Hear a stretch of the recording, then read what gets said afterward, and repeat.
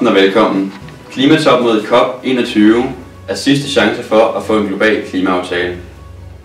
Skal det lykkes verdens ledere at blive enige om en klimaaftale, hvor alle lande forpligter sig til at bidrage, er Paris sidste mulighed.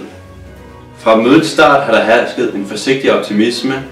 Det er især skyldes, at størstedelen af de 195 lande forud for klimatopmødet har forberedt klimahandlingsplaner og indsendt dem. De fleste frygter dog, at en Paris-aftale vil blive for svag til at holde klodens temperaturstigninger under 2 grader Celsius, som FN's klimapanel IPCC anbefaler som absolut smertegrænse. Videre til dig, Tille.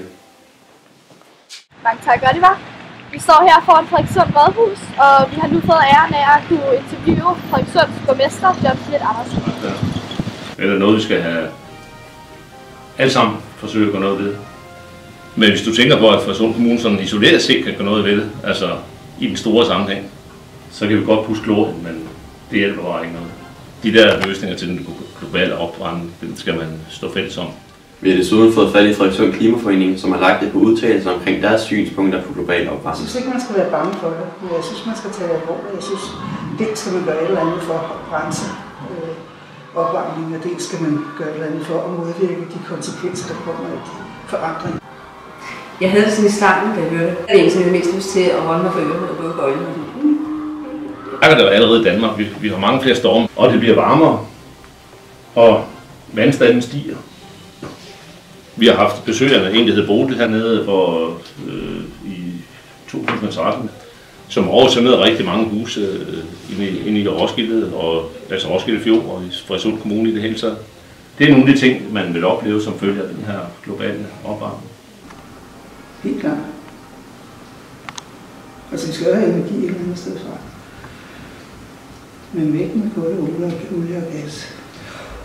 Og så er jeg ikke specielt begejstret for atomkraft. Jeg synes, der er nogle problemer, man ikke har fået løst der.